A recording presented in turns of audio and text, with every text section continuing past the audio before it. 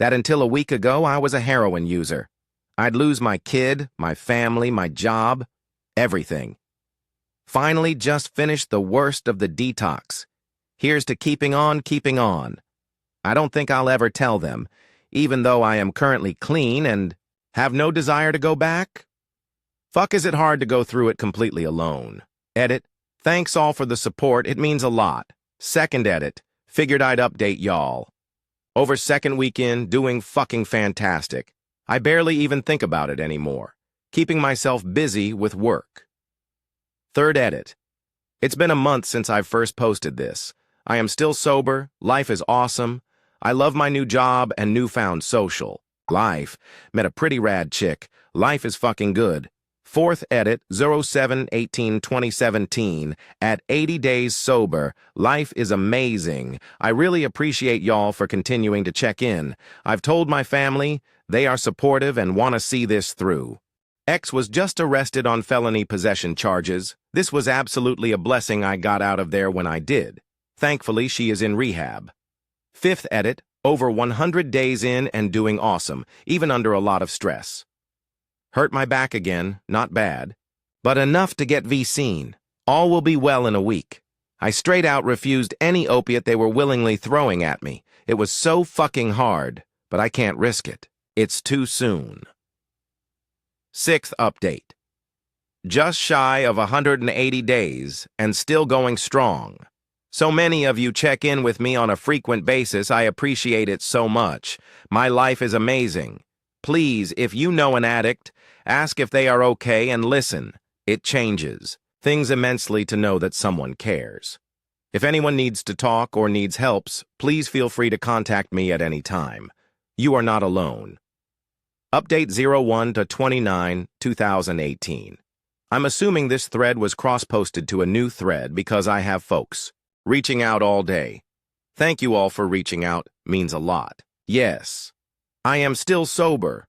I'm coming on a year now without sliding back. Life is awesome, and while I can't say I don't still think about it, I've made no attempt to seek it out, nor do I want to. If you are thinking about quitting opiates and need advice or just want some information, feel free to PM me. You can do it. Life is so much better without it. Final edit, 04/22/2018, sober officially story 1, a year. Fuck yes, I know it's a ridiculous thing to celebrate, but here I am, and life is amazing. If anyone needs help, reach out, even to me. I'll do whatever I can to get you there. It can be done on your own. Appreciate all of the support. Story 2. A friend of mine I used to hang out with a lot, Chase, told me a bad secret during our sophomore year of high school. We were good friends and smoked a lot together, but we came from a bad neighborhood. Anyways, one day at school, I watch his back when he sells a gram of weed to this guy, Terrence. Bully senior, real asshole, kinda chunky, but played football the year before and was built. As we're walking away, Chase just keeps going on and on about how much of a prick that guy was. After school, we both put our money together from our cells to buy another ounce. As we're smoking, he tells me he needs to tell me something. He says that Terrence guy tried raping his sister at a park, but stopped after she started screaming, who at the time was in 8th grade. Chase tells me how Terrence wanted to buy some weed after school but didn't have enough for a gram. This was after his sister told him what happened.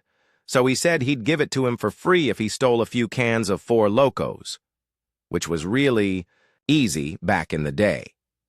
After, Chase said he acted like he was really happy about it and smoked him out for free and then gave him a blunt to take home. He told me that when he rolled it earlier, he laced it with heroin for Terrence and has been lacing all the weed he sold him with heroin he gets from his uncle, who knew what he was doing, and basically turned Terrence to a junkie. Told me he's been doing it every day for weeks and been charging him double since Terrence doesn't know anyone else to buy off of. That he's even been to his house and got to take some of his shoes, TV, Xbox, iPod, basically everything a teen would want in exchange for more and also to pay off debts. We weren't some buff-ass kids or anything, but our families were heavily gang-affiliated, and most people knew that. He then tells me he didn't sell him any weed earlier that day, but gave him a bit of H. I asked him for free. He said, nah. I had the idiot steal me some jerseys from Foot Locker and I sold them for like $200 at the flea market and started laughing. I did my fair share of fucked up shit throughout high school, but I felt really weird about that. I didn't say anything because I was a gang member at the time, so I didn't feel like I had a right to judge. I never told anyone. We grew apart after that. I moved away from my hometown a year later, but I hear that Terrence has been in and out of rehab jail and struggling a lot. Pretty much homeless when he's out. Chase's sister is going to prom in a week. Story 3. When I was about 5 years old, my sister, 2 years old, and I were in the backyard in a kiddie pool. When my mom went inside, I attempted to drown my sister. After I saw her lifeless, I realized that it was a big mistake, pulled her out of the pool and called for my mom. Luckily, she knew CPR and she was life-flighted to the hospital. My mom thanked me for saving her, pulling her out of the pool. Next week was my birthday. The police, firefighters, paramedics came to my house to give me gifts and celebrate my birthday, too. This day, 20 years later, I still think about it. I remember the day so vividly. Not a soul knows the real truth. Story 4. I forged my high school transcripts to get into university. I can't even think about the consequences to my actions if anyone were to ever find out. I'm 3 weeks shy of graduating with a degree in biology. Story 5. When I was 10, my cousin sexually molested me during a sleepover at my aunt's house. My aunt walked in on her molesting me and took me away from her. However, since that day it was never talked about within my family and everyone acts like that day never existed. Story 6. On the outside, I am a happily married 30-something, about to buy a house, in sync with my wife on most things like religion, kids, that things will get better for us, etc. In reality, I am a deeply depressed, secret alcoholic, which I fear is already adversely affecting my health, but I can't stop. Don't believe in any higher power anymore and derive little or no pleasure or satisfaction from anything.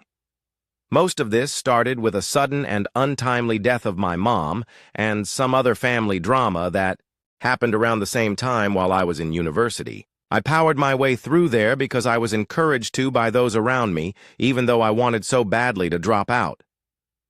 This is also about the time I started abusing alcohol. I barely drank at all before. My family is rather scattered now, living in different states.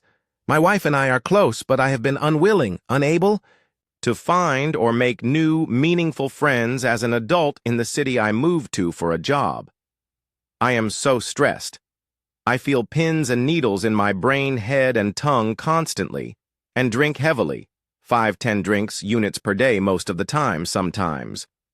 More, I can hold off if I'm traveling or around family, or in a situation where I can't drink at all. I don't even get really that drunk visibly anymore, which is why, I think, I hide it well from my wife.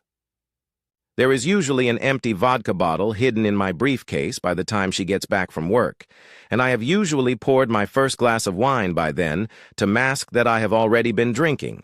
I get home from work earlier than she. She thinks I am as happy and fulfilled as she, and excited and ready to have kids and start a family, etc., etc. In truth, I am just numb to this world. I try to love her, I think I do, and expend all of my energy keeping up the facade and affection for her. But apart from that, I have zero energy or desire for anything. I used to be athletic and still look decent, but my physical shape is fading fast. I don't have or enjoy any hobbies. I just wake up, go to work, drink when I can, and mark off the days as I get older and closer to eventually dying. I don't know what to do. Tried therapy back in the day, and meds didn't seem to help. I just am trying to make life okay for the people around me who I don't want to see be like me inside, mostly my wife. But beyond that, I feel like I have totally missed the boat and am past satisfaction or having any meaningful place in the world. Hope someone reads this. Peace. Store 7.